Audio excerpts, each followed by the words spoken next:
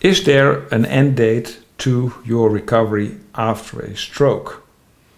In this brief episode, I'm going to talk you through some concepts that are very powerful and probably will make you rethink of what is possible long-term post-stroke. Now, if we just look at the stroke rehabilitation phase where you go through when you come out of the hospital and the first care that you receive and the training that follows, which can be weeks or even months, hopefully up to a year, and then the stroke rehabilitation phase fades away and you're left alone to do things on your own or with a physio or with a personal trainer, occupational therapist.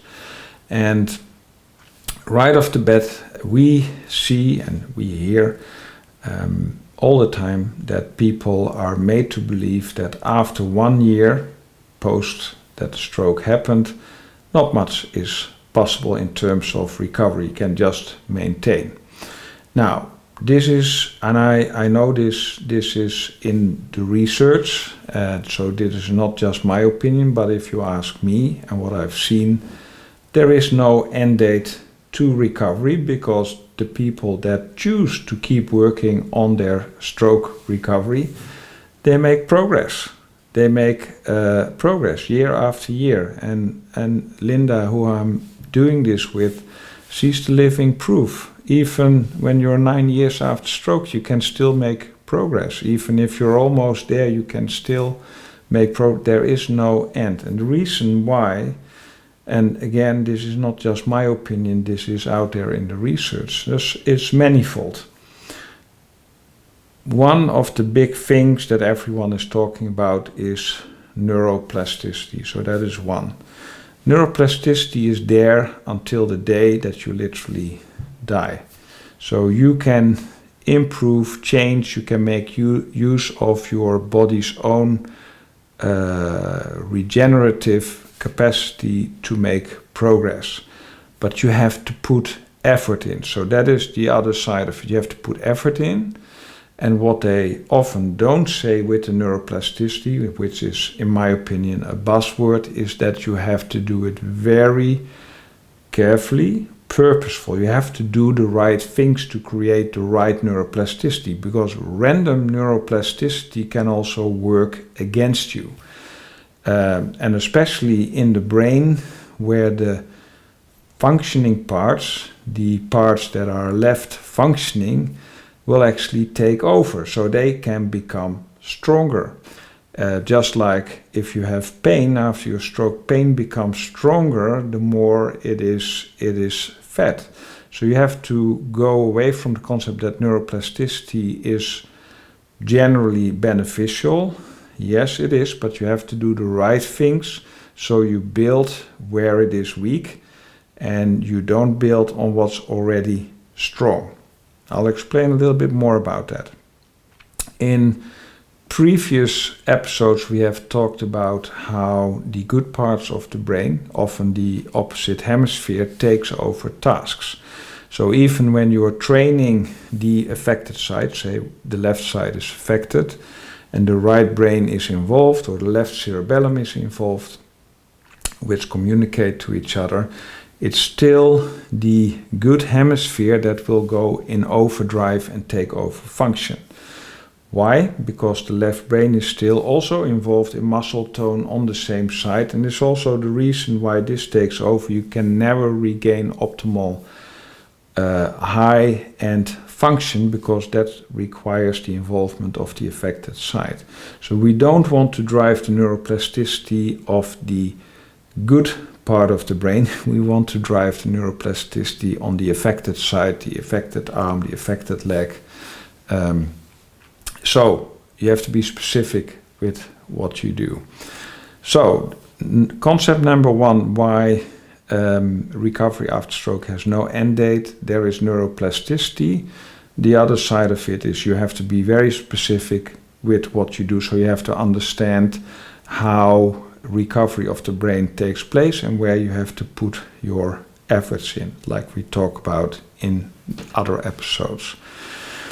Then another reason why, powerful reason why there is no end date to your stroke recovery, often the right areas have not been addressed. We have not done all the training that is possible. We have not either done the correct training, like whole body training where we cross the midline. We talked about that in other episodes. Training where we create the inhibition, disinhibition, the crosstalk between the two hemispheres, which allows to unlock the affected side that's being pressed away by the good parts. We often have not utilized the subcortical cerebellar systems that help recovery of function, can help recovery of function because of the huge connectivity that is there. We have not made of all the layers and the bilateral quadrupedal training that we can utilize. And you probably recognize that if you're a couple of years in your stroke, that these are concepts that maybe have not been used. So you have not done everything yet. Another thing that often is not addressed is the connectivity within the affected brain parts. There are brain networks that are not engaged anymore, but can be engaged again if you do specific cognitive tasks, cognitive training together with physical training. Rehab often doesn't go that far because rehab is there in the first phase to get you home, to get you walking again, even if it's maybe not the most precise as it should be. It's really focused nowadays on computer, brain, muscle interface. There's a lot of tech involved, which is not appropriate in the home situation, not yet at least. And next to that, we can utilize neuroplasticity for the rest of your life. We can also use new training methods. And new is important because the brain is more alert when there is newness. When you are in the learning process, you utilize, you engage more parts of the brain. And we can alternate what we do to not just maintain the situation, we can also explore new ways of re-engaging the brain-body lost connectivity, synchronize everything by whole body movements. So most often, not everything has been done. So those are the two most important reasons why recovery over a lifetime is possible.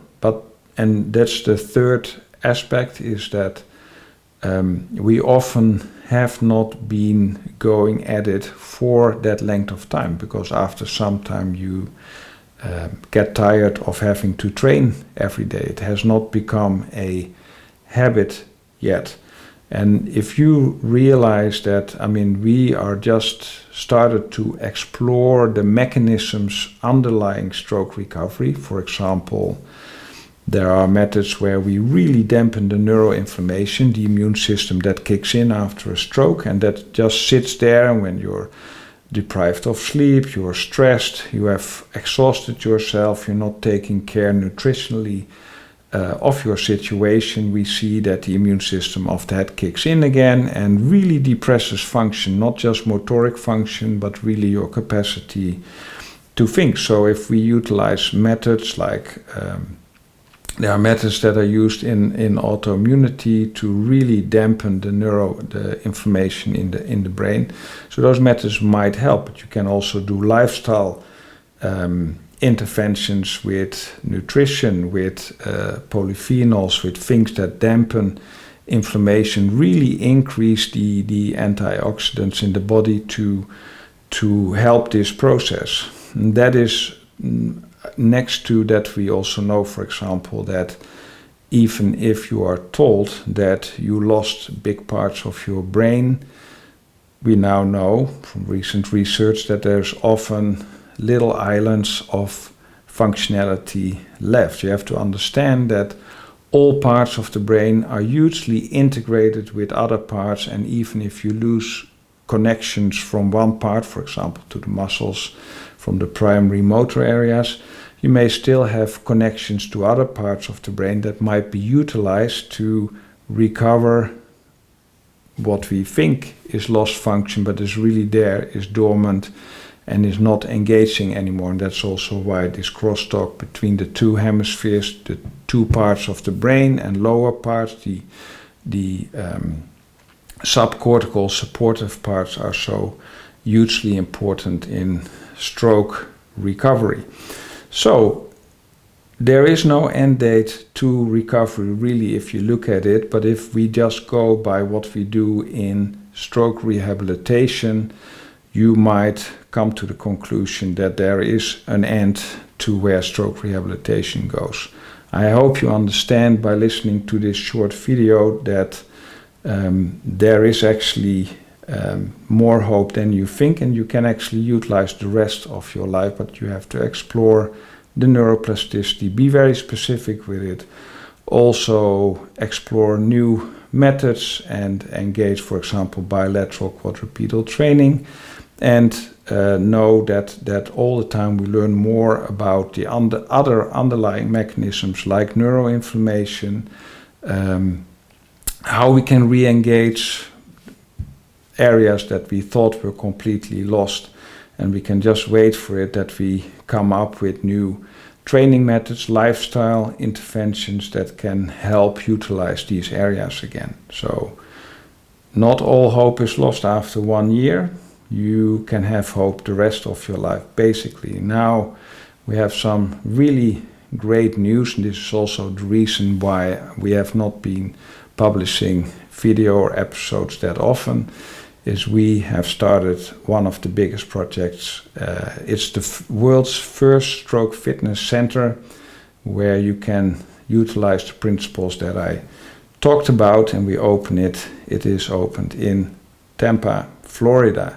And if you're interested in what is possible, what more is possible, also in terms of recovery after your stroke, even if you're many years in, we have a link below where you can fill in or do an assessment, and we help come up with a plan for the coming year to regain significant function even if you're many years after stroke.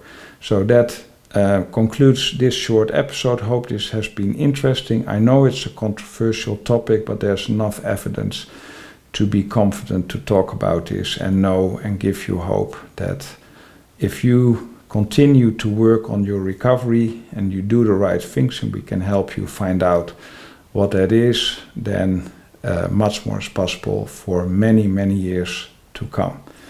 Thank you for your attention. If you're not done already so, please subscribe to this channel and check out the assessment form that we put the link in below.